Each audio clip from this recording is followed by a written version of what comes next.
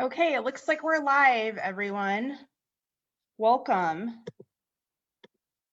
It's always kind of unclear when these things start, but it looks like it's happening now. So welcome to our live stream. Tonight we're going to talk about water, and we have some special guests to discuss it with us.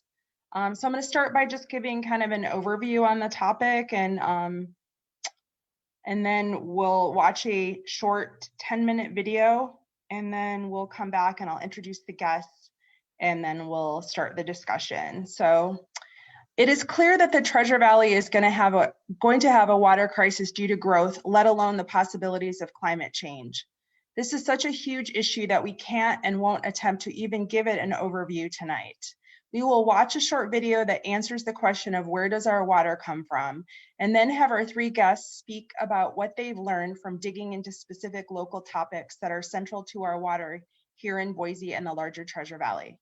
Representative John Gannon has been trying to fix the Suez brown tap water problem on Boise's bench. Richard Llewellyn, who holds a PhD in biochemistry, discovered a plan to dispose of Boise's treated sewage wastewater into the canal, where he learned to swim, kayak, and relies on to recharge his drinking water and irrigate his organic pasture. And Shelley Brock, president of Citizens Allied for Integrity and Accountability, has fought the oil and gas industry's practices of disposing of their contaminated drilling wastewater into wells here in Idaho. All of these are aspects of the abuse of water, failing to maintain water infrastructure, failing to regulate water pollution in ways that acknowledge the scientific realities of modern contamination, whether it is caused by us as residents when we buy or ingest products with tens of thousands of chemicals with unknown effects, or the failures of the regulatory apparatus that does not acknowledge or regulate many contaminants of emerging concern, or on the municipal wastewater treatment plant dealing with largely unknown industrial chemical contaminants from large industrial manufacturing plants. The Treasure Valley is dramatically shaped by water. We live in a desert irrigated by the Boise River, and that irrigation is also water reuse. About 90% of groundwater recharge here comes from irrigation canals or infiltration from farm irrigation. We have also relied on it for cooling. Trees and green spaces provide cooling by evaporation. As we continue to pave over the Treasure Valley, we lose those green spaces, contaminate more water by flushing toilets, storm water runoff, and more industry. As we contaminate our water, we take more clean water out of the river and ground, reducing the amount available for fish, wildlife, and future aquifers. So water conservation is really about keeping our precious water resources clean, and we are failing to do that. There is a strong need to balance the water needs of rural and agricultural land uses with the need for water to support development in urban areas and ecosystem health, especially in a time when water may be becoming even more scarce. Effective water management and protecting water quality are not only environmental objectives, they will also help increase resilience to extreme events and climate change. Okay, so that's a bit of an introduction to the film that we're going to watch. The film is made by the BSU's Boise Center on Aerospace Laboratory. And it is just kind of an overview of like where we get our water. And it was made in 2013, so they might not talk a lot about sort of the updated pressures of growth and climate change in it, but it's kind of just a good overview of the sources of our water here in the Treasure Valley. So I will share my screen and we will watch the 7-minute video.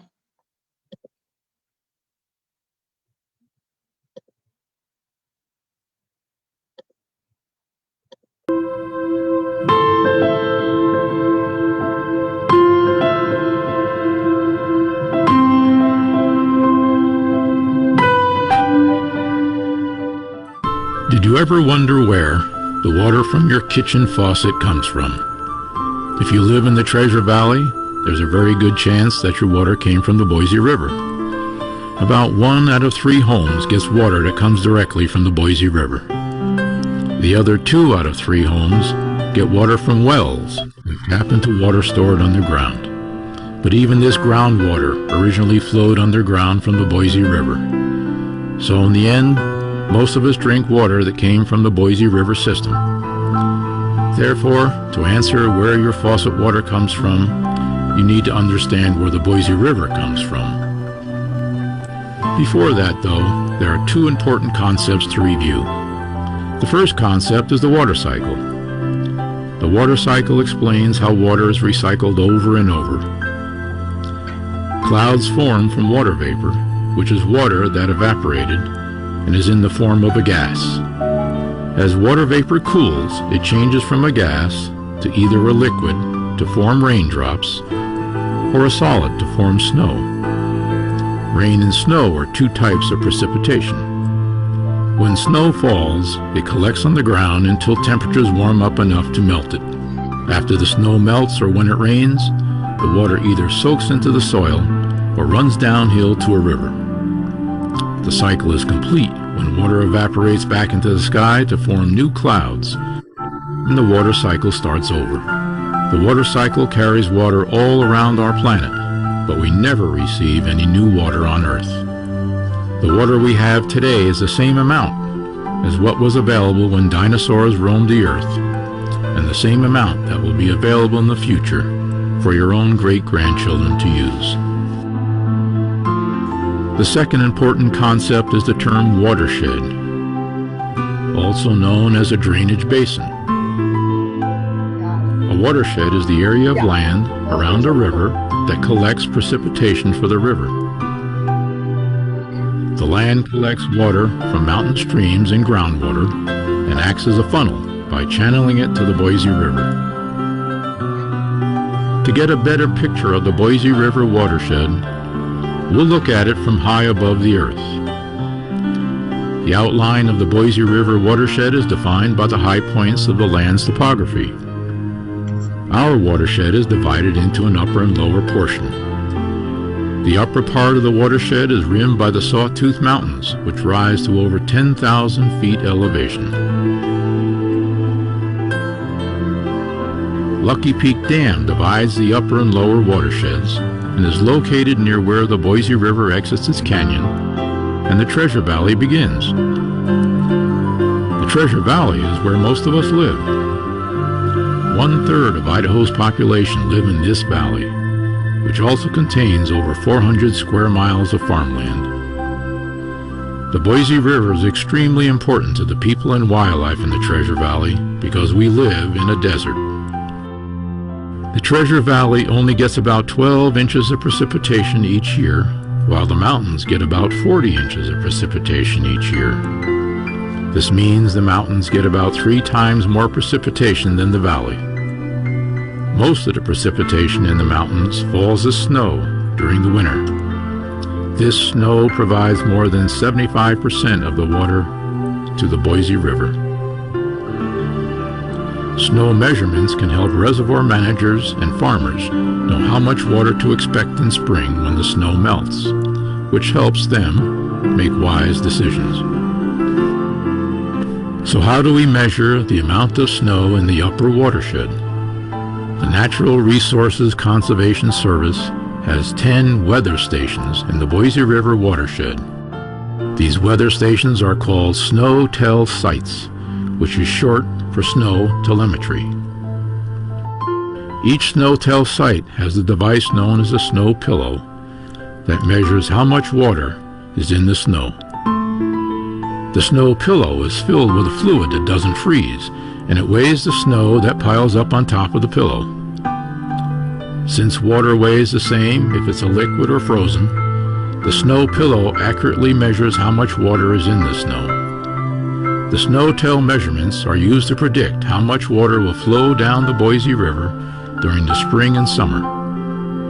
Each snow tell site also measures snow depth, precipitation, and air temperature. To give you an idea of how far water travels to reach your faucet, let's take a trip down the Boise River, starting in the mountains near the Trinity Mountain Snow Tell site. Snow falling at Trinity Mountain will stay there until spring, when it melts and starts moving downhill to the Boise River. Once in the river, the water will pass through 3 reservoirs along the way. These reservoirs were built to store water for the summer and prevent flooding in Boise. Below the first reservoir, the river passes through beautiful canyons. The river is great for fishing, seeing wildlife, and whitewater rafting. The water stored in the reservoirs feeds the Boise River through the hot, dry summer and is used for many purposes. Some of it reaches your faucet, while other water is used to irrigate farmers' crops and to produce hydroelectricity. Much of the water stays in the river for fish and wildlife, and this water also provides a cool place to recreate for swimming, floating, and kayaking. So, the full answer to the question, where does your water come from? Your water comes from the Boise River, which gets its water from the precipitation that falls from the clouds and lands inside the watershed. Most of the water in the Boise River falls as snow in the mountains during the winter. The snow melts and runs downhill into the river. Along the way, it gets stored in reservoirs, and eventually, some of it makes it to your faucet. In conclusion, remember that since everyone depends on water and we don't ever get new water on Earth, we are all responsible for the way we use it. Do your part.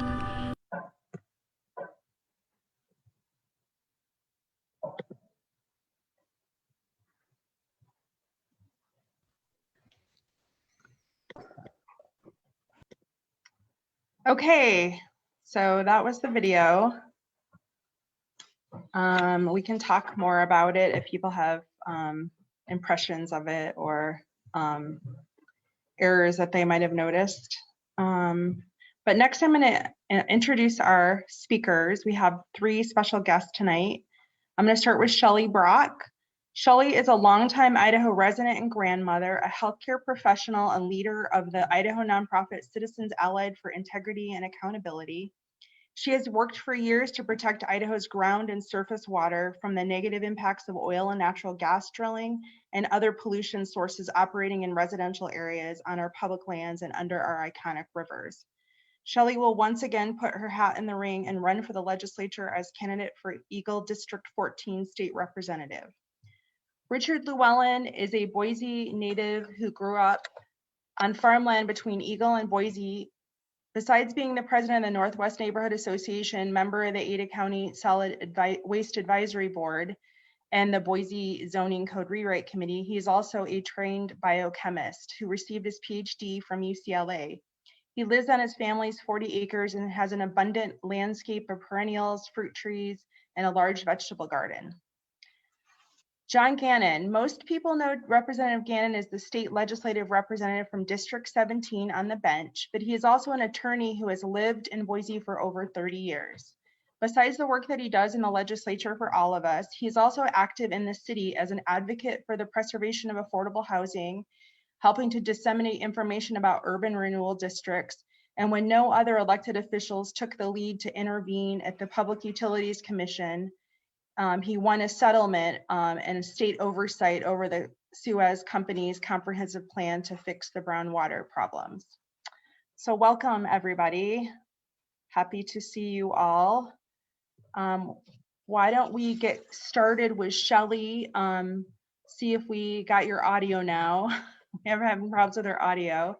And just give like a 5-minute overview, 5 to 10 minute overview of the issue that you've been working on and its effects on our, aquifer, our, drinking water, etc.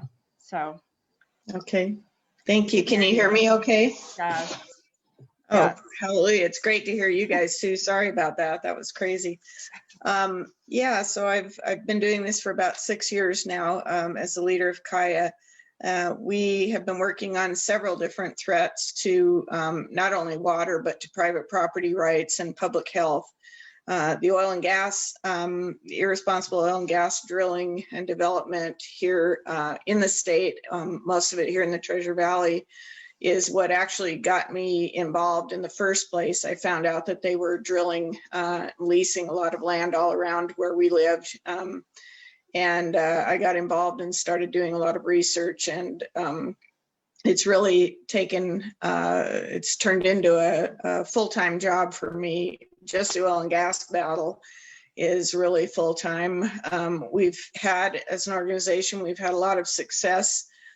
We have managed to force the industry and our regulators to be more accountable, more responsible in how they permit applications for what's called forced pooling, which is where they can force people who own the oil and gas under their homes. They can force them to actually into a contract with an oil company, even if they don't want that risk. And people are being paid peanuts. And so we won a federal lawsuit, won it again when it was challenged by our state regulators. This was against the Oil and Gas Conservation Commission. That really set a precedent for the whole nation. We won that lawsuit 2 years ago, and it has changed the way they have to deal with these applications here. So now we're involved in a couple of new applications, and basically what we won is the judge ruled that they have to set terms that are just and reasonable for both parties. Everything in this industry typically is set up so that the industry gets most of the rights and protections, and the land, the water, and the citizens and livestock and wildlife have pretty much no rights. So we changed things on that. And as this plays out, we'll find out if they're going to agree to the terms that we are going to ask for that make it safer and fairer for people, or if we'll end up back in federal court. That's in the works right now. So we'll see how that plays out. Another thing that we've been working on is Boise's plan to start dumping their sewage effluent into the Farmers Union Canal. And I know that Richard Llewellyn will speak more at length about that. That's a really scary thing. It affects not only 10,000 acres roughly of land that's directly irrigated by the Farmers Union Canal, but it'll affect potentially tens of thousands of people who live down gradient from that canal, whose water, who the aquifer could be contaminated from that. And he'll talk more about what's in that. So we've been involved with Richard in working to try to pressure the city of Boise into seeking better alternatives for that. Another thing that I've just touched on a little bit, and I'm sure that Representative Gannon will talk about this, is the brown water issue for Boise. And how that relates to the fact that Suez, this issue's been around since the 70s, according to Suez's own representatives. And yet Suez has been, for the last couple of years, in the process of attempting to buy a really critical water system in the city of Eagle. It's called Eagle Water Company. They're proposing spending tens of millions of dollars for that system. And a lot of us question why they would make an investment like that, which will be handed off to all Suez ratepayers across the whole valley. Their rates will go up in order to pay for that. We question why they would be allowed to do that when they haven't addressed the brown water issue or haven't done anything really concrete. I congratulate Representative Gannon on the, what's just happened recently with that, their challenge, and he can talk more about that, of course. It remains to be seen what Suez actually does, and if they're going to, it's going to be enforced that they'll make some changes they need to. But I hope that happens. And as far as the Eagle Water Company sale to Suez, our new Eagle mayor and council members inexplicably settled in a lawsuit that the previous mayor and council had filed. Without going into a lot of detail about that, they were in a good position to win that lawsuit, a lot of us think, and the new mayor and council settled it, allowing the sale to Suez to go through. However, there are a lot of really big questions in front of the PUC. My organization, Kaya, another organization I lead called Eagle Water Customer Group that was formed just to intervene in that issue, and several other entities have all filed as interveners. And the Suez has a lot of problems with that sale, so that it remains to be seen if they can pull off that sale through the PUC. And I can't go into detail about that, but we'll hear a lot more about that over the next months or years. And then I just want to mention a couple of quick things. There's some really damaging, potentially damaging legislation going through right now. Maybe Representative Gannon can talk about that. I know that House Bill 239, I've heard a lot about that, and that bill, if it passes, would repeal the authority of the Department of Environmental Quality, IDEQ, to regulate phosphogypsum mining and to protect public health and our water sources. And it really worries me. I just heard about this today. Maybe the rest of you have heard more about it. It's scary to me that they might be able to take more authority away from DEQ. And I think that that would not just pertain to these mining operations that are over in the eastern part of the state, but if they get away with that, it could potentially impact us here with the issues of the the Boise's effluent. It could impact oil and gas operations because DEQ regulates a lot of the water aspects of oil and gas operations too. So that's pretty scary. And another bill, House Bill 322, that if passed would allow the legislature to basically override federal executive orders and federal court rulings, which of course will be challenged in court if it passes. But if they're allowed to do that, they could get away with pretty much anything. So that's really scary to me. Our majority legislature is doing, unfortunately, attempting to do some really destructive things that could impact our water forever here in the state. So I pray every day that they aren't successful, and I thank Representative Gannon and so many of our other representatives and senators who are there fighting against these terrible bills. So, yes, thank you for that overview. As many issues as you talked about, then, of course, there's new ones piling on every year, it seems like, with the legislature back in session. Yeah. So, yeah, thanks for bringing our attention to those. I had not heard about at least one of those. So yeah, I just got word this afternoon on the first bill that I mentioned. So yeah, very concerning. So we'll have Richard give an overview around the sewage water issue, and then Representative Gannon, and then we'll open it up for questions and conversation about the three major topics at hand. So Richard, do you want to go? Sure, thank you. Yeah, so a couple of years ago, I see Erica here is on the Zoom meeting. Erica was helping us research the $100 million Softy Library and the downtown stadium. And she found in a public records request in what the city called their playbook, which highlighted their most strategic and most important goals in the coming years. She found this item about disposing of Boise's Lander Street treated sewage effluent to the tune of 16 million gallons a day into the Farmers Union Canal. And this came to me as a huge shock. This is a canal that runs through my family's property, built in the 1880s. People who live along it in Northwest Collister, Veterans Park Neighborhood Association, Pierce Park Neighborhood Association, Northwest, out to Eagle, Star, and even into Middleton. This is why people were able to settle this area. It's just, it recharges groundwater. Interesting fact from that film, yes, many of the wells in the Treasure Valley come from the Boise River, but most of that is carried by canals. So actually 49% of the groundwater recharge in the Treasure Valley seeps directly from canals, like the Farmers Union Canal. Now this canal, and then the other 40% or so about 90% comes in from farm field infiltration. So the bulk of our groundwater recharge comes from these canals. And this canal in particular hugs the high ground above Northwest Boise, above Eagle, above Star, and then even out into Middleton. So if you wanted to contaminate a huge amount of area, what would you do? North of the river, you'd contaminate the Farmers Union Canal. So why is this a problem? Essentially, it comes down to the fact that we have willfully ignored what we put in our water for the last, essentially since World War II. There's about 100,000, 80 to 100,000 chemicals that are used now in the United States.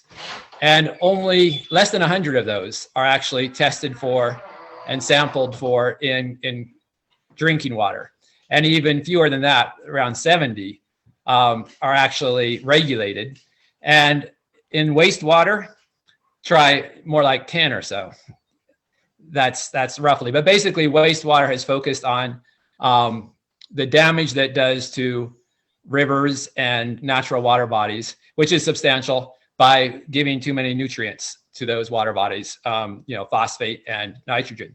But what is totally ignored is all of the other things, the pharmaceuticals, the chemicals that come from industrial processes, medical waste, et cetera. It all comes down into the municipal wastewater treatment plant. It sits there, it's mixed with sewage. And I studied microbiology in the 1990s and microbial evolution and the evolution of antibiotic resistance.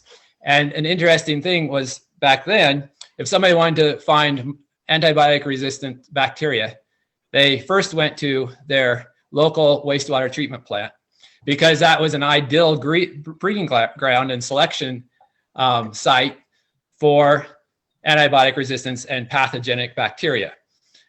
You add all these all these chemicals, you add actual antibiotics from hospitals, you add pathogenic bacteria from hospitals and people's, what they flush down the toilet, sewage.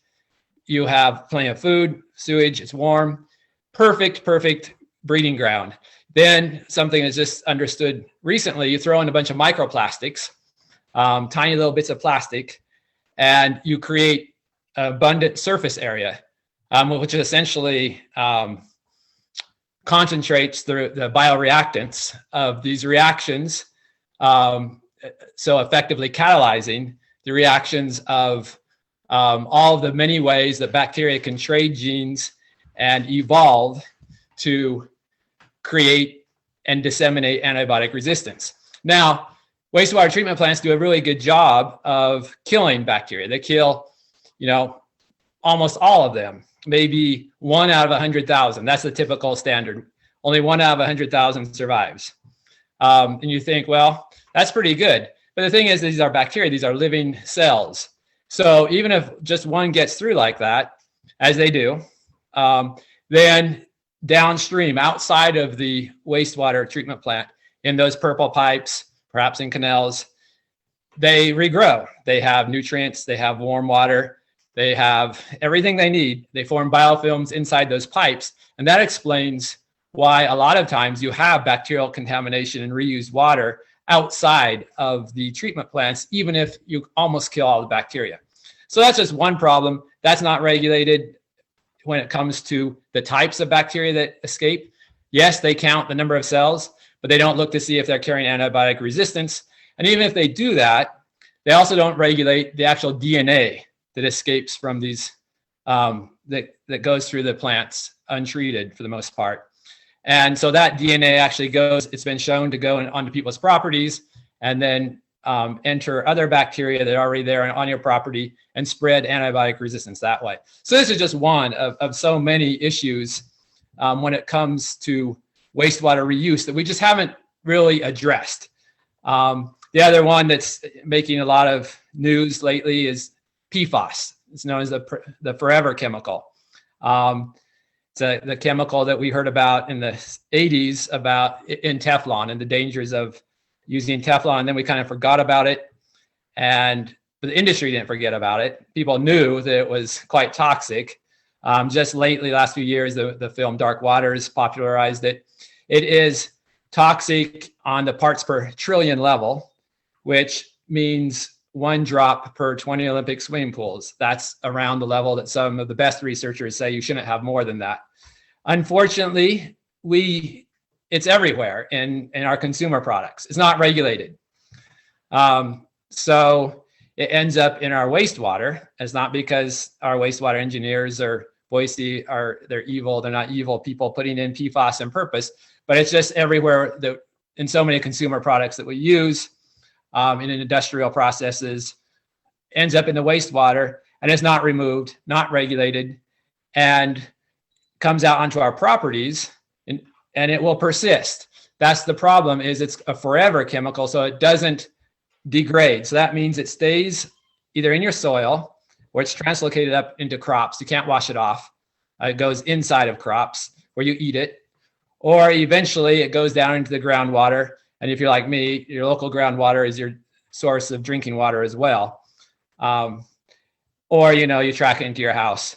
So you're basically living with it. Dilution is not the solution to something that doesn't degrade. It'd be one thing if it degraded, you might say, well, you're not getting a huge spike, but over the years it will build up. And we've done some back of the envelope calculations and show that when this is regulated as a hazardous substance, which it will be, we very likely within the lifetime of this contract for 30 years could end up with hazardous levels of PFAS on our property, just simply from irrigating as we always have. Hazardous meaning Superfund. That's what that means. That means you have to remove all of that soil from your properties if you want to sell your property or something. It's kind of incredible. And again, this is just one of so many things, so many xenobiotic chemicals that we really have hardly studied that are in wastewater, because it's just this big, huge grab bag of all the stuff we throw away, and we're unwilling to really look at it. It comes back and it haunts us. And yeah, I could go on and on, but this is, I probably got more. That sounds like the dog doesn't want you to. Oh, yes. Can I ask a quick question? Yeah, Shelley. Richard, can you also share the stats for how much groundwater is impacted by the canal, the percentage of canal water that leaches into the groundwater? Yeah, well, so in general, in the Treasure Valley, groundwater is canal water. That's just how it is. People say, and the city, you were there, Shelley, when we heard, oh, it's just a canal. Why are you so worried about it? Well, so 49% of Treasure Valley's groundwater recharge comes directly from the bottom of canals. 49%.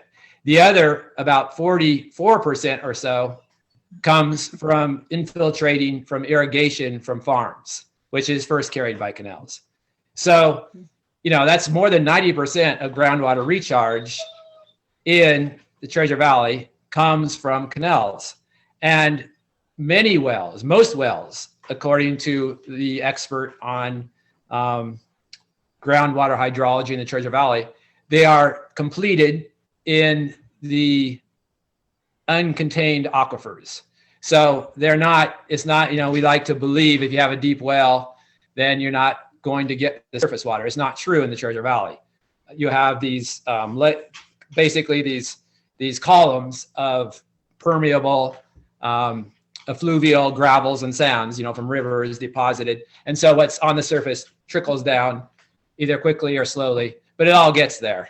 Mm-hmm. And so we're all drinking, or at least many of us, and definitely people in Eagle are drinking, canal water, as I am. My well definitely gets recharged from the canal, which is, my dad, who was a geologist, he thought that was a good thing because the Boise River is relatively clean. So long-winded answer. They're not asking me. No, it was great. Thank you. It's a lot to take in. I'm realizing that we have all these three separate issues that are just gigantic and have huge implications. So I hope people aren't feeling like issue fatigue, but we have one more issue that we're going to have Representative Gannon talk about, and then we'll just have an open discussion and questions about it. So Representative Gannon, go ahead. Yeah, the brown water, the one thing that we don't think about very often is what's happening underground. I mean, when your roof leaks, when your car isn't running quite right and is ready to be retired. But underneath the ground, underneath our streets, are drinking water pipes. And just like roofs and cars and any other man-made devices, they deteriorate and eventually need replacement. So what many cities around the country are finding is that they need to pay attention, and that rust water, brown water is appearing more and more. Los Angeles Times most recently had an article on the LA pipe system. And not only is the Los Angeles pipe system deteriorating so that the water quality isn't as good, but there are also leaks because the pipes are so old that they are losing millions and millions of gallons a day in their drinking water pipelines. Because, you know, the drinking water pipeline has to be under a lot of pressure. And so if you've got one small leak in your pipe, there it goes. So the Boise Bench has an older system, as does the Broadway area and some other parts of town. And we also have older wells. And so between the older wells and the iron pipes that have deteriorated, we have substandard water. We get you can go to a lot of social media, and many social media sites have had a brown water article, and you see the picture of somebody's bathtub filling up with rust water. And this, of course, happens now twice a year, at least in a significant way, because they are cleaning out the pipes with high pressure hoses and stirring up the materials, and it all comes out into your home and for a day or two. So it's become, you know, it was an inconvenience maybe at one time, maybe 20, 30 years ago. I've lived on the bench for 40 years, but last 5 or 10 years, it's more and more and more frequent. And now they are asking for a rate increase, drinking water rate increase. We pay the exact same rate that everybody else in Boise pays. The areas north of the river generally are not on wells. They are receiving water from the Boise River Water Plant facility. And they don't have this problem. So it is unfair that we are paying the same rates if we're getting substandard service. And second, it's unfair that Suez isn't paying enough attention to our problem. I know Shelley was at one of our brown water meetings, I think, and saw the woman came in and said, "Yeah, this is what I got last week," and she had a jar of brown water with some debris in it. I don't know where the debris came from. We haven't figured that one out. But so there is a hearing on April 15th, public hearing, and I've rented the cafeteria at Whitney School to help people participate and make their comments and give their views. So the staff has agreed to monitor and evaluate Suez's progress. If they don't make progress, then it will be up to us to say, hey, you haven't made progress. So we're going to bring it up at the commission again and file a complaint. The important thing will be that we will have data and information according to the staff's agreement, and the staff was very emphatic in our negotiations. We're going to do this. We're going to do this. We can't have this kind of condition in Boise.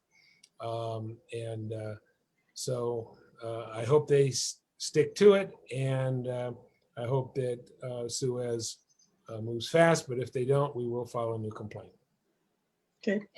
And what is the resolution? Are they like switching out the pipes, or how are well, they? Yeah, some of the pipes have got to be replaced. Some of them are 80, 90 years old. Okay.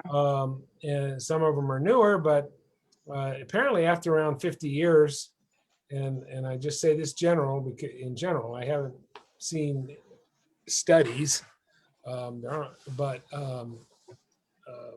but generally, it's around 50-year life for iron pipes before they start rusting. And it also depends on the design of the system. And the system on the bench was not designed all at one time. So, one street's designed, then an adjacent street is put in. Well, it has a little different design and different connections. And, we can't connect here because there's already a house on this lot. So we have to go around. And so that in a different way. And so that has created some problems with circulation. And when water doesn't circulate and it sits, it it can rust, especially if your pipes are really old. And that's a totally unacceptable situation for us. Yeah, definitely. Okay, well, good. I think that's a good overview of that issue. And so now if anyone wants to ask a question to any of our guests or make a statement, now's your time. Looks like Diane's got her hand up. So John, tell me more about this public hearing and what time and all of that stuff. It's a remote public hearing. It will start at 6 o'clock on Thursday, April 15th. And there is a link which I can send to you. Well, I can put it up here too, I think. But the Public Utilities Commission site has a full copy of the order, easily accessible copy of the order. And I think the original request was for 22% increase over present rates. Most of I think all the interveners decided to settle for a rate of that will total about 8.5% over 2 years. First year is 3, the second year is 5.5. Those interveners include City of Boise, Ada County, Micron, and 1 or 2 other groups. We didn't agree to that. We said we're not going to agree to any rate increase unless we want a 2-tier rate increase, and we won't agree to any rate increase unless you, because you have to recognize the service the lousy service we're getting. So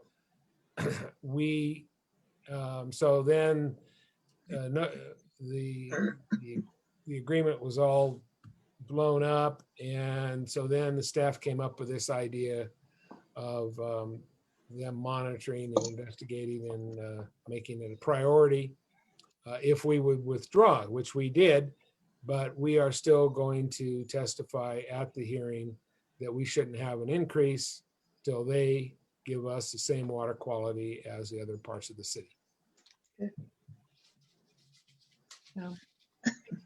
That makes sense. Yeah. That really answered your question, huh, Diane? Yeah. I think I read that it was like $3 a month, 3 and some change per resident, an increase. That was what people would be looking at. Does that sound right, John? Well, it was 22%, and depending on what months it is, obviously usage increases in the summer, but it'd be a fifth of whatever your bill is. So if your bill was basically about $30 a month during the year, then it would be a fifth of that, or it'd be a $6 increase. But the agreement is, as I say, 8.5% over 2 years. So that's going to be maybe 10%. So that would be just short of $3 if you had a $30 bill. Yeah. So it affects all of us. Yeah, and everybody else. Yeah. I can't. We went generally through the numbers. From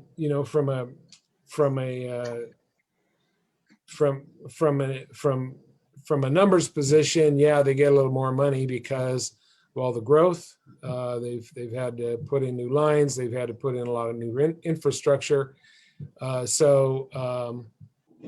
they've had those expenses over the past few years. Basically, there's 8% allowing them to recoup those. But at the same time, the expenses haven't been in the older neighborhoods. They've been for the newer growth, and as have a lot of expenses. And so it's not a real good, not a real fair situation. Yeah, John, as far as that goes, Old Hill Road was torn up a couple of years ago for Suez to build a fairly massive pipeline from the Redwood wells there in Eagle, carrying the water up Siemens Gulch up to the top, a new water tank up to the top of the ridge between here and Drake. And I don't know why they did that. Very massively expensive project.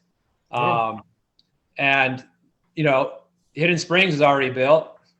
They already had their water.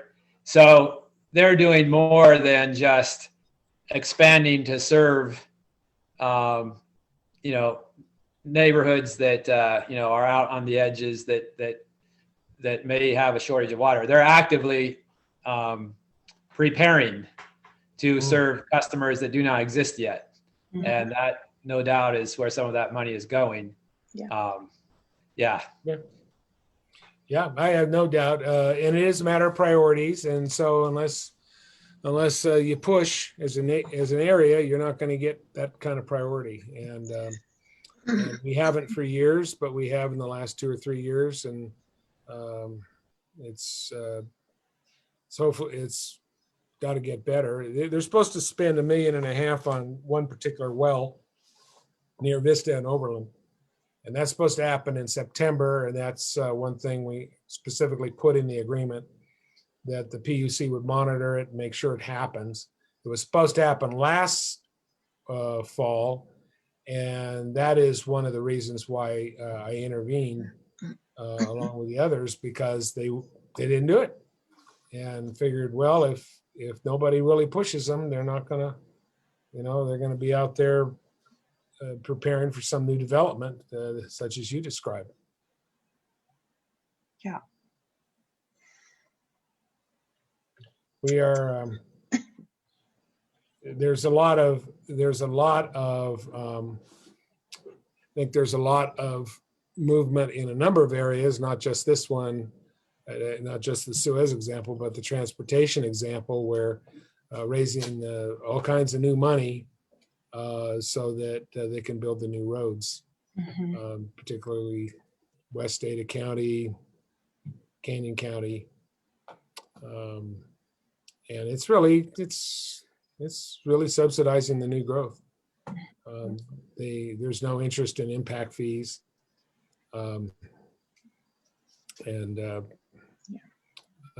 So it is what it is. So if you don't push back as a neighborhood, then you're not going to get it. Yes, good point. Other questions from folks? I feel like I saw a hand. Yeah, Christopher? Yes, hi, I'm Christopher Haddon, and I share equally the same concerns with Richard and Shelley with the effluent in the Farmers Union Canal flowing through Eagle. I was born and raised in Wayne, New Jersey, and it is a location where there is a W.R. Gray Superfund site. It's one of the less known ones, but New Jersey has over 105 Superfund sites.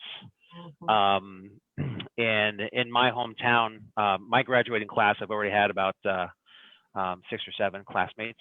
I have a class of about 325 that have passed from various forms of cancer.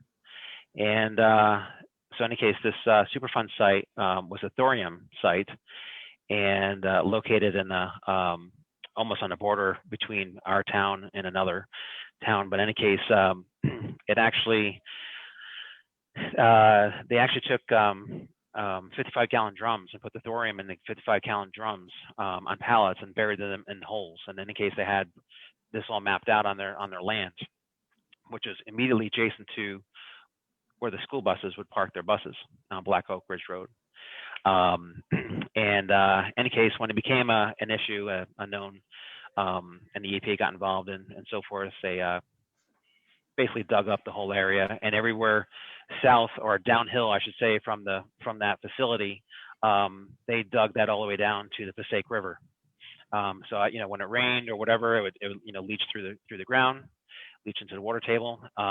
Sadly, there was also a municipal park where kids would play soccer, and some of those, a dear friend of ours, actually my brother's girlfriend, she died when she was 24 years old, perfectly healthy, soccer, fit as could be, the healthiest kid you'd ever see. And she, from the day she was diagnosed, she died a year later, and basically the cancer metastasized in her lungs and she suffocated to death. It's horrible. I lost my mother to cancer. I don't know if it's contributed to it, but I always have a saying for New Jersey: if the taxes don't kill you, the water will. And so I have a very big concern with the effluent coming down. To Richard's point, you don't know what someone's putting down the drain, whether it's paint, acid from a car battery, and whether all these filters are going to be able to filter all these chemicals out. And then there's a lot of wells. We have a great aquifer right now in the city of Eagle. Whether it be more than one or two, I don't know how many aquifers there are, but I do understand that it is drawn down a little bit each year, and then it's refilled with either rainwater from, or through the watershed or through the canals themselves. And if that contaminants get into those wells, regardless of whether it's Eagle Water Company, the City of Eagle's water companies, or even Suez, they're going to be pumping that out. But that brings me to another major concern with Suez. The more and more I learn about Suez, the less and less I like the company. It's obviously a company. It's a foreign company in France. I understand in Idaho state law they can't sell the water outside of the state, but once they tap into the aquifers, or if they do go through with the purchase for Eagle Water Company, once it's in their system, they can pump it to any other part of the city or any part of the Treasure Valley, and that includes Avamore. And what is that going to do to the aquifers here in the city of Eagle? I took a tour of Suez when I was campaigning, and I learned on that tour. They showed me all the pipes and how there had, I forget how many pumps going up to Avamore.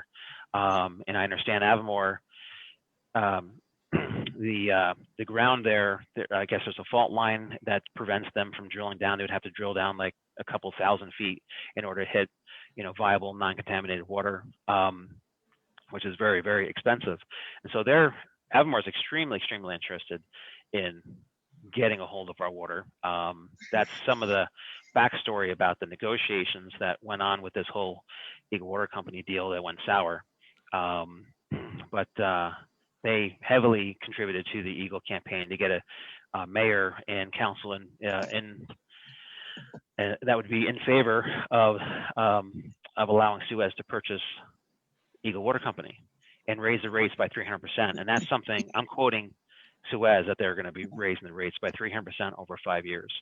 But what I learned on that tour was that the aquifers that Micron was using, it's an engineering marvel that they're able to backfill the aquifers on the other side of town. But putting pieces of the puzzle together here, once they get a hold of and tie into more wells in Eagle, what are they going to be doing it? Where are they going to be redistributing that to? And my thought is, if the City of Eagle purchased Eagle Water Company and took advantage of that first right of refusal, which the city does have, we could sell the water to Suez if we wanted to, and make that money, make that revenue, and charge them if we want to go that route. But the other concern I have is I've spent the last 25 years in Arizona. I've worked in New Mexico, in Albuquerque, New Mexico.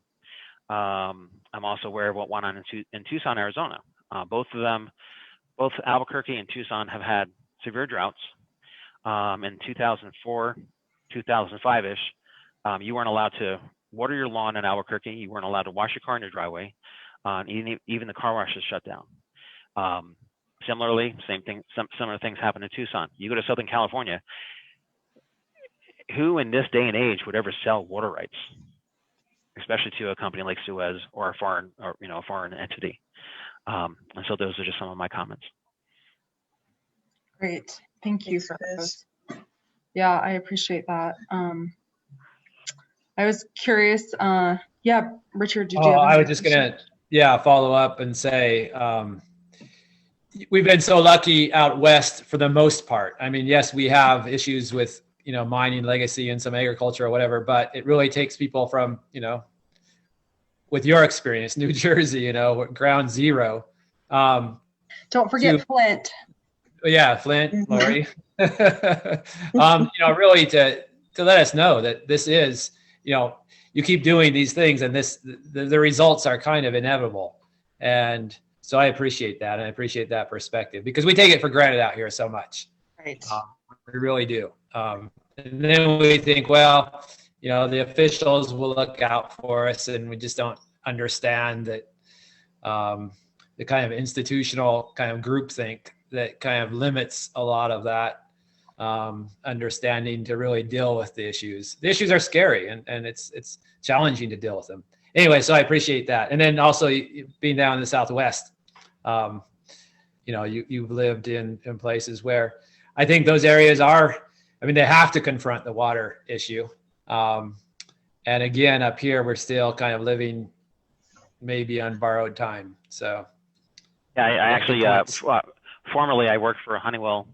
Honeywell is a huge company. I believe most of you know about Honeywell, but I was a corporate global accounts payable manager for Honeywell, and I also was responsible for paying out all the HS&E, which is health, safety, and environmental claims against the Honeywell would have to settle. And so I'd see environmental cleanups, whether they be in New Jersey or California. I remember one of them in California where there was they had actually put a mobile home park on top of this toxic waste dump that Honeywell had acquired, and they had to move everyone out of there. Some of the people wanted to be bought out. The other people we had to put up in hotels for over a year while they did the cleanup, and some people moved back surprisingly to this toxic area. But I saw a lot of that through Honeywell working there. Yeah, Shelley had a question. Yeah, no, I just want to make a quick statement. I appreciate you sharing your experiences, Chris. I knew they were really dramatic, and that's what we're all trying to do here is take examples with this oil and gas issue here.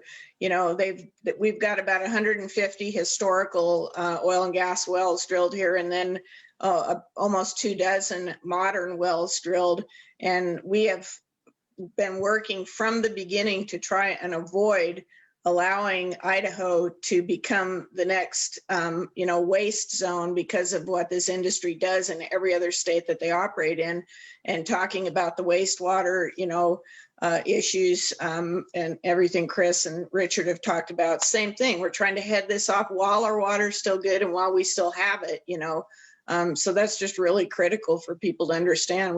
Most of us have got kids and some of us have grandkids, and that's why we're doing this. So thanks for sharing, Chris.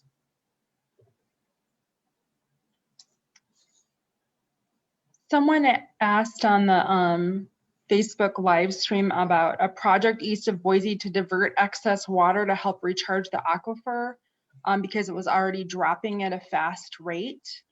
Does anyone know anything about that or can reference that?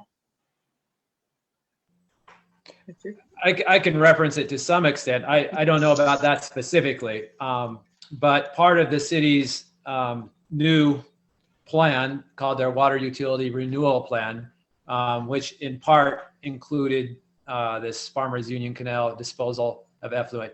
Also, it discusses recharge of aquifers. And as far as people understand, that would largely occur in the desert, to the southeast of Boise. What I understand of it is it would largely focus on storing water, reused water, recycled water for industrial uses. Personally, I appreciate the fact that Boise is kind of, looking at different options and discussing these things. But that, and the idea of having some sort of closed loop system for industrial reuse, right? So if industry uses water, contaminates it, and recycles it, cleans it to whatever their standard is, and reuses it, that's great, because then it doesn't go into our municipal wastewater system and all the problems that we've been talking about. However, if we're subsidizing it to a large extent, there are going to be several $100 million bonds likely coming to Boise to deal with this water contamination issue, and to largely work on that aquifer recharge, I think, out there that was brought up. My main problem with it is that, again, it doesn't require what I consider clean water, but scientifically you would consider clean water to be recharged into aquifers. So it seems like a really bad idea to put contaminated water into aquifers. I mean, where it escapes, where it's, you're contaminating aquifers, then that's my, Right. Yeah. That seems crazy. I'm going to read a question that came in. It's about the sewage effluent. The zoning code rewrite is being marketed as a way of making, quote, old and stodgy, unquote, regulations more responsive to today's priorities. Groundwater recharge with canal disposed effluent appears to be also a marketing venture to make the city appear more green. Talk to us about how this will be marketed and sold to the Boise public. If anybody else wants to take a stab at that, I don't want to dominate here, but yeah, absolutely. And I believe some people with good intentions, they hear water recycling, water reuse, and it seems like a good idea, just like we thought recycling plastics was a good idea. And if we didn't look at it too carefully, and then we realize, oh, we're not actually recycling plastics. It's definitely been kind of part of that superfluous kind of agenda to make us look good, check off boxes. But not in my opinion. In my opinion, what you want to do is you want to conserve or maintain clean water.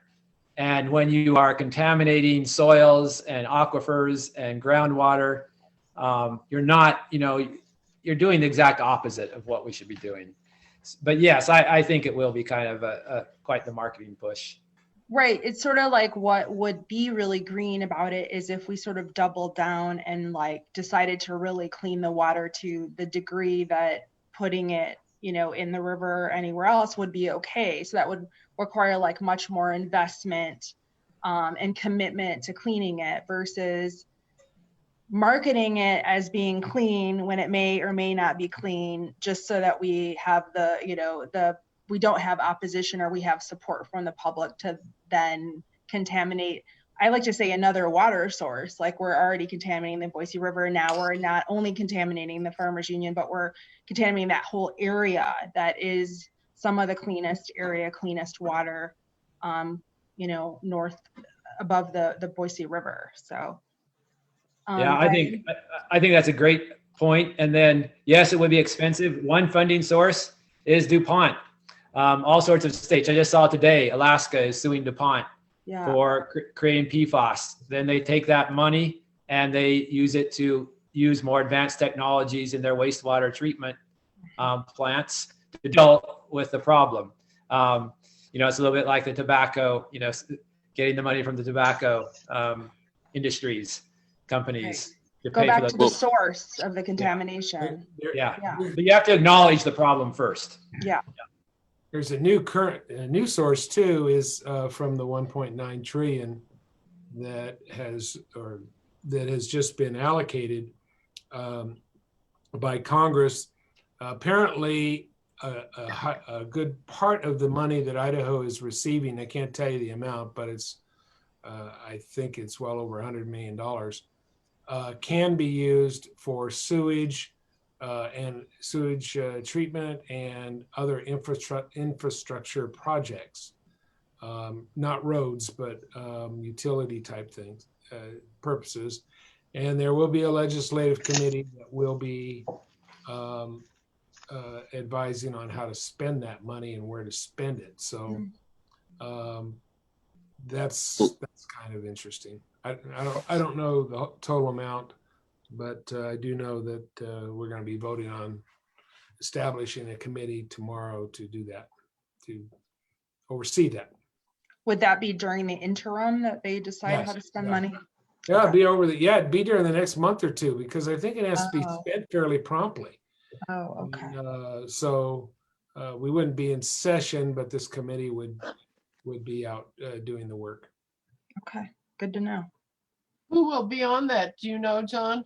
Good question. Well, it's the Energy, Environment, and Technology Committee, and I can't tell you who's on it. It's a committee that usually isn't. It has in the past not been active at all, but it is going to be active now. People are going to be paying attention to it since they have money to spend. Shelley? Yeah, I just want to say that with this massive growth that we're seeing across the Treasure Valley and around the state, they'd better actively get ahead of this. If we don't, spend the money, whatever it is right now, to build plants that have the technology to actually filter out the PFAS and the hormone disruptors and all that damaging, dangerous stuff, we're going to be in deep trouble. Just like you said, this water is so pristine here and we're in such good shape. They'd better be looking ahead for that, because I guess the technology does exist to do that. It's just astronomically expensive. Something else I want to mention, I just remembered, is the plan to breach the dams. I have read a lot about that. I know a lot of people and organizations are really pushing for that. And there's one really disturbing aspect in that of what I've read, and that is the fact that they want to put a 30-year moratorium on any lawsuits against industries that pollute the water during that time period. Correct me if I'm wrong on that. I believe those were the details of it. And I know everybody says, well, this is just a plan. We're looking for input. That would be devastating to our water if they allow that to remain in that plan. I mean, that's just opening the doors to industries to pollute to their heart's content. So, there might be a lot of really great things in that push to do that. Brian, what do you think about that? I haven't taken a look at the details, but typically whenever there's celebration about these large scale solutions that are coming from coalitions like that, there are going to be devils in the details. We saw the same thing with the wilderness bills that Simpson tried to pass, and we had to clean them up with Bingaman at the federal level. And so we had to go around a lot of those sponsors in the Idaho wilderness bills and in the committee in DC to get rid of a lot of the worst provisions. But I haven't taken a look at the details, so I couldn't comment specifically on the salmon project. We briefly debated a memorial or resolution to oppose the Simpson plan today. The memorial was quite detailed. It was 2.5 pages, single spaced. So there were, is always interesting. But at any rate, there's a lot of opposition to this. I can tell you that. Wow, really? And there were some some speeches from the North Idaho Republicans who, they had some convincing or credible, let me put it that way, credible concerns about what it was going to do to change their economy, change their way of life, et cetera, et cetera. And it is $35 billion, which is, that's what the state of Idaho's general fund is for 9 years. So it's a lot of money, and I think it's clearly got some rough roads in North Idaho to go over. And then, of course, like Shelley says, then you have this lawsuit moratorium, and that's interesting. Can't do anything for 30, 35 years. And So somebody takes advantage of the situation, well, can't do anything about it. So. And they will. Well, and we know what's going on with water up north Idaho. And Lori mentioned Flint, but we've got our own Flint up north in Silver Valley. And that's a huge Superfund site. The children have been poisoned by lead in the water and in the soil for decades. And when I'm teaching my students at Boise State, I mean, in the 70s, they used to segregate working in the mines because they were afraid of the liability of lead babies. And so if you were a woman and you wanted to work in the high value part of the mine, get a higher wage, they would require you show documentation of sterilization. And then you would have access to those higher paying jobs. That's what's going on up north with water, right? But back to Richard's point, and John and Richard and Shelley, I mean, all of you, what are the politicians saying about all of this? I mean, this is confusing to me at the municipal level, both the situation with the Farmers Canal and the situation on the bench, because we've got municipal representatives who one would think and who have cut their teeth in politics on being on their environmental credentials, on their clean water, on their integrity with respect to environmental credentials. And so has the city been a fierce advocate on the bench? And how about with Farmers Union? Are you having conversation with the city? Because that's really where a lot of the direction is going to come from. One would think that a city council member, as opposed to a state legislator, would have taken up the issue. But at any rate, and especially because the city does enter into a franchise agreement with SOES. There's a 7-page agreement that was signed in 2014. It will be renewed in 2024. And there is a reference in there to the delivery of a quality water system as part of the agreement. So the city has, the mayor did attend as a candidate one of the brown water forums and expressed a lot of concern. There has been, and I believe, and Lisa Sanchez has been very interested. Other members, not so much. We feel your pain, but I haven't gotten any real response. Which is too bad, because really it's more of a city issue than it is a state issue, local issue. And this is the leverage I think that the city should have when it's talking about, when it's entering into these relationships. I mean, they're entering into deals all the time. If you're going to do the righteous thing, or if you're going to do the altruistic thing, or if you're going to do the public interest thing, then let's do it. And if you're going to run and you're going to get the endorsement of environmental groups, produce when it comes to those details.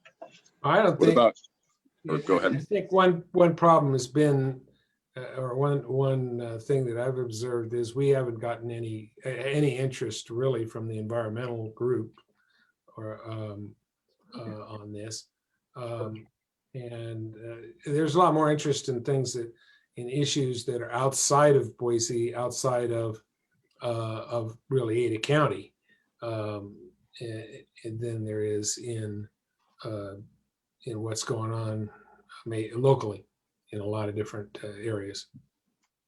I think that's Shelley, true. did you get any support out there from environmental groups in your work with fracking, which would seem to be something to be concerned about? You're muted. Sorry about that. never got any real support from any of the environmental groups. I think my impression was that they wanted to be careful who they irritated, who might be donors to their groups. We have an advantage in that we're all an all volunteer group. So money that we raise, you know, we don't pay any staff other than our attorneys. And we aren't obligated to anyone, any industries or anyone like that. So we can do what we need to do. Not all groups are in that position, I think. So. Yeah. Thank you. Well, and this is Richard's very got his interesting because let's- donation check. He's showing. Yes, my membership. I encourage anybody who's not a member of Kaya. I'll get it to you sooner or later. Thank you. That's what pays our legal fees, and that's what's allowing us to do everything we're doing. Yeah, Brian, and then to touch on Boise's position with the wastewater, you know, it's again convoluted by environmental issues that take precedence. So people who are concerned the Boise River rightfully say that we'd prefer this wastewater that doesn't go into the Boise River. And the proximal issue, the immediate issue is that it's heating up the Boise River and Boise is out of, well, they dispute that, but essentially out of compliance with their regulations for heat and there are some other issues with other nutrients. But so environmental groups are happy to have it sent down the Farmers Union Canal and into the rural areas. And, you know, in my mind, it's, you know, part of this rural urban divide. And unfortunately, you know, environmental groups get most of their support from, you know, urbanites who don't really think deeply about how they're maybe affecting and degrading, you know, rural lands outside of cities by a policy like this. So very frustrating. I think that's changing a little bit though, is because a lot of people, you know, they see recycling again. Oh, well, that's great. Recycling water. I do think people are thinking more deeply about it though, as we've started to raise the issues, and Shelley's made it part of her Kaya's issues. So, but yes, frustrating.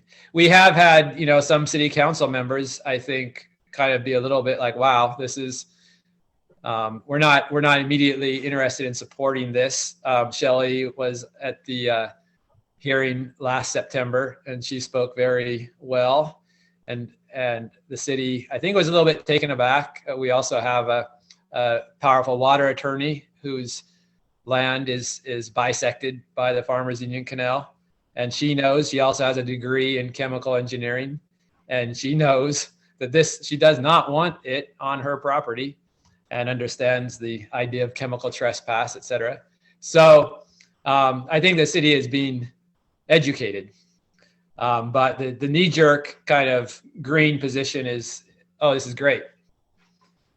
Well, and it's so disappointing because water is such a bread and butter issue. But back to John's point, I think it really is weird because a lot of the environmental groups are happy to talk about access out there on public lands, but when it comes to their backyard, and I've had frustrations as well. And the reason I bring the political stuff up is because we've got a mayor right now who's chief of staff headed up Conservation Voters of Idaho and was one of the brass at Idaho Conservation League before that. And we've also got, you saw how conservation voters swing municipal elections a lot. And so you've got this conservation or environmentalist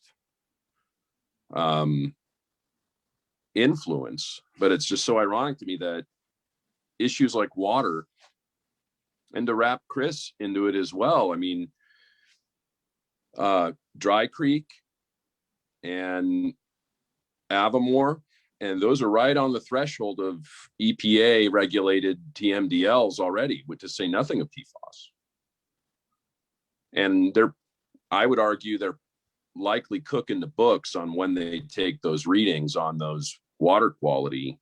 I won't, in my opinion, but because I've done some oversight out there, and when they're taking, the samples is an important question. But I don't understand how we don't have political leadership, whether it be on the bench, whether it be Dry Creek, whether it be Eagle, whether it be Avamore, whether it be Boise and the Farmers Union. All the political leaders purport to be environmentalists and one would think we would have a precautionary principle applied to these water issues in the city of Boise, rather than waiting and seeing and being satisfied with not knowing in the obscurity of the as yet unknown science in the future. And even with the brown water on the bench, that's completely outrageous. That's a no-brainer. I have, and bringing up politics, the Speaker of the House and his wife have experienced brown water at their condo in East Boise, off Broadway Avenue, which also has very old pipes.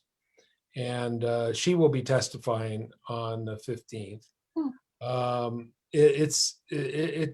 It's amazing to me because that it hasn't been jumped on.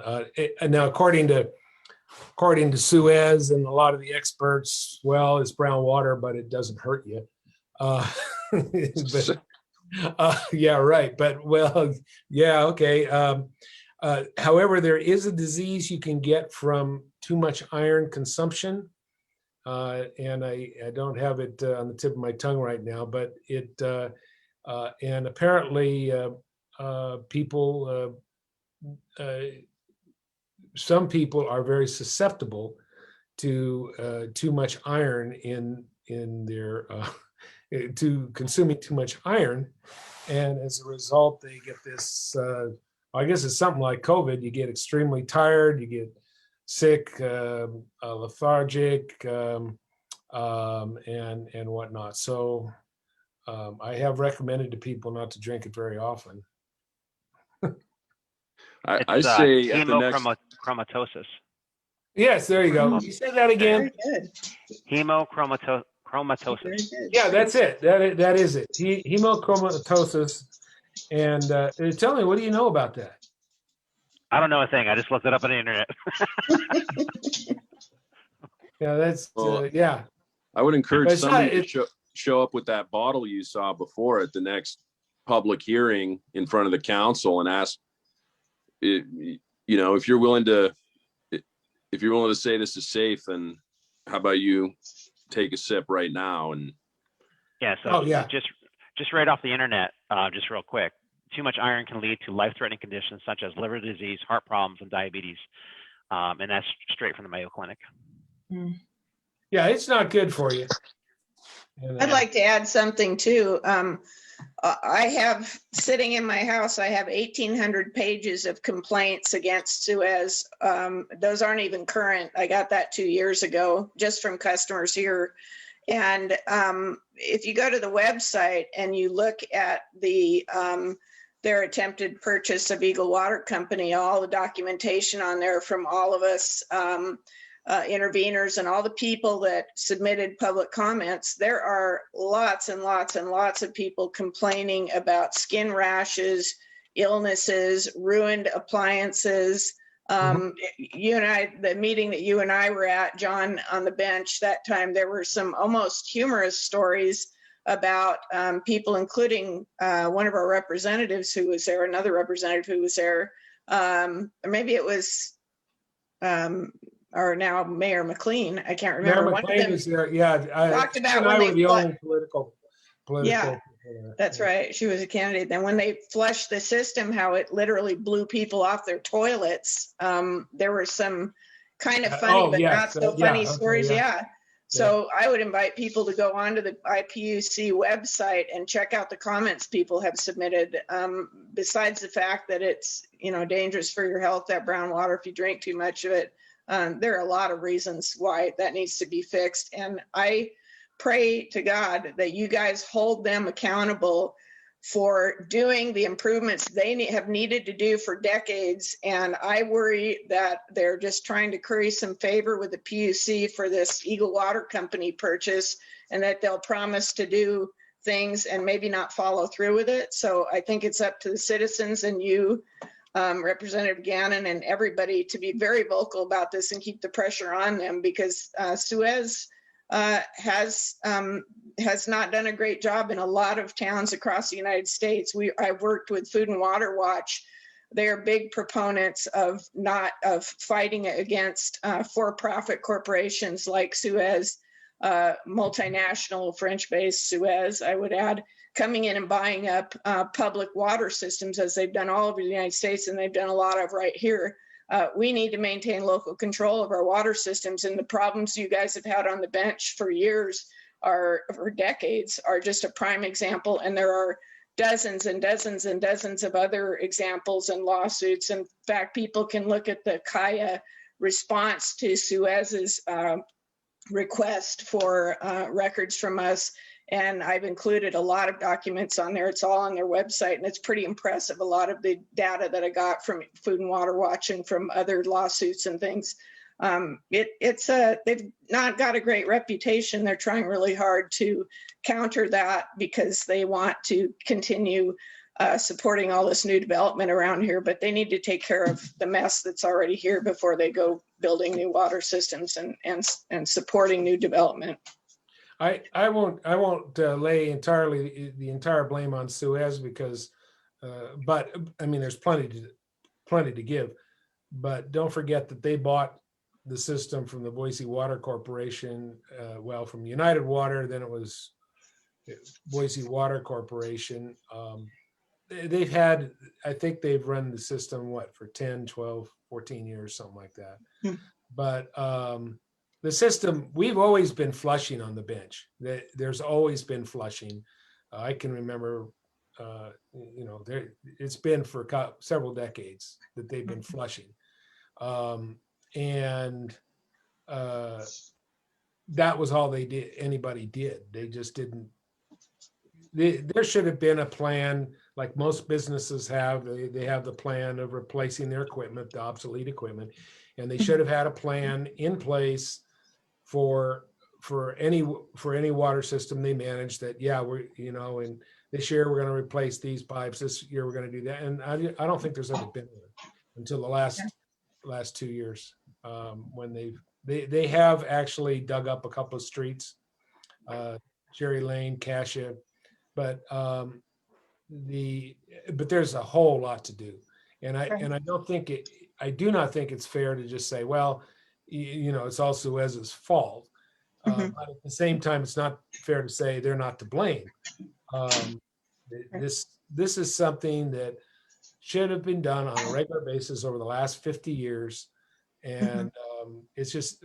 But I think, and I think many, as I started out, many cities are facing the same problem because the pipes are buried. Nobody cares until there's a problem. Your car, your roof, you see them deteriorate, but you don't see your pipes deteriorate. And until they've really deteriorated, hey, who cares? It's all buried. I'm not gonna worry about it. And so I think that is maybe a reason in the background why the pipes haven't been taken care of. But that having been said, Suez says they're experts. They run many water systems in Europe, and they pride themselves on having expertise. And knowing more about running drinking water systems than any company in the world. And so they should have been addressing that over the past 10 to 15 years. They should have figured it out that, hey, we better get to work with a plan and work on this system. So Suez are the experts, and they say the brown water is safe to drink, John. Well, they say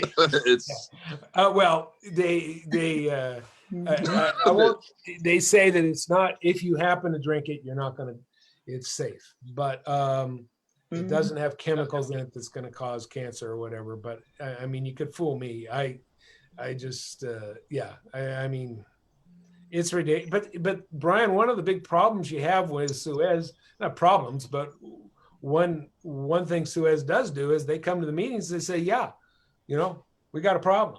Yeah, I wouldn't drink it. We're not advocating that you drink it. Yeah, it's the system's screwed up. We got to do some things and get this system back to being functional. So, you know, and they've been saying that since the first meeting we had, February of 2019. They've been very transparent. They've showed us the maps and why. They've showed us the pipe systems where they dead end. We have a number of dead end pipes on the bench, I don't think it's any coincidence that some of the biggest complainers live on those dead end lines. And so it isn't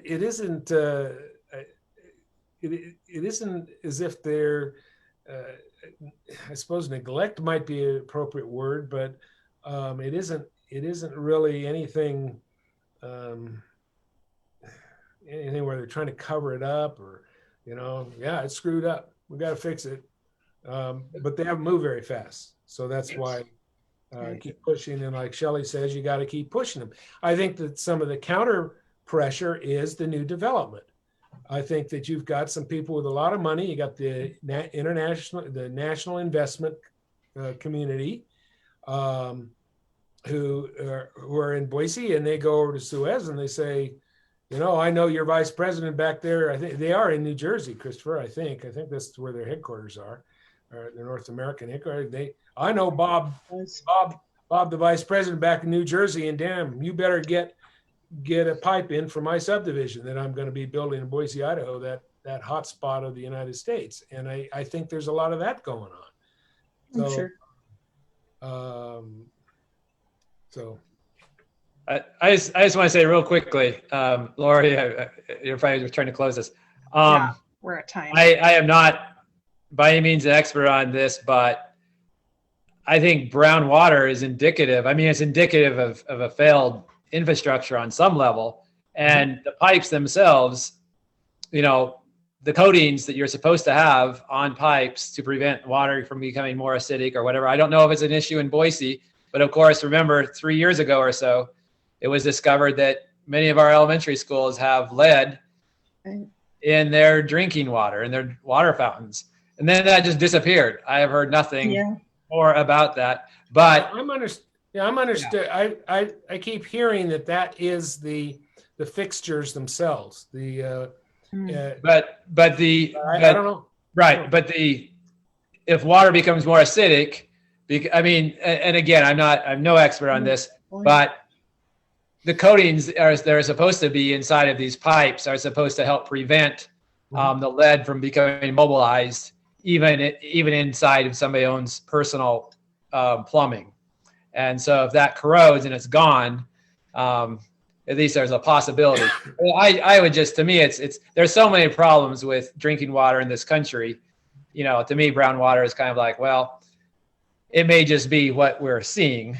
But have you did ask, didn't you, Suez, about PFAS? Did they give you an answer regarding, because of course some of their wells, like the one on Overland and there is relatively close to the airport, which has some pretty significant PFAS contamination. It may not have gotten there yet, hopefully, but anyway. I did ask them at that meeting, at one of the meetings, and they said they test for that. They test for all kinds of different chemicals, and our well water is not contaminated. They acknowledged the one at the airport, and I guess that's the foam that was used by practicing firefighting foam. Yeah.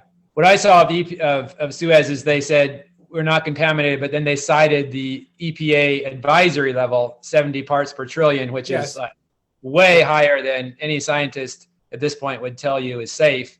And so they say, no, we don't have any. And then in the footnote, they say at this advisory level. Anyway, I'll shut up because I know we're going over. Okay. Thank you, Richard. That's good. Yeah, thank you guys all. It was such an interesting conversation.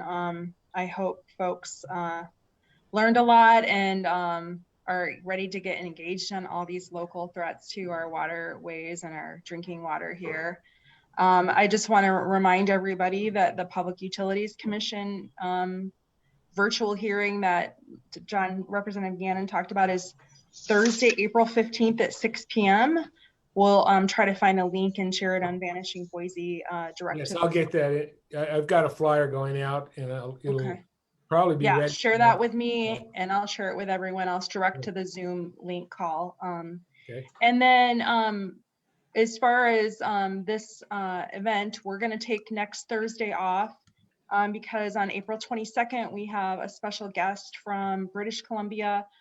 Patrick Condon is a professor of urban planning at University of British Columbia, and he is a longtime upzoning density advocate, and he's come out now, given how dense and expensive Vancouver is now, to say that it was a mistake to just believe that density was going to somehow help with affordability. And so we'll have him on as a guest, and that'll be a special event on the 22nd. So I hope that folks will come back and hear from someone who is a professional and is also living it right in Vancouver, BC, which is one of the dense and most expensive cities in North America. So anyway, great. Thanks everybody for being here and participating. And we'll Thank see you, Lori.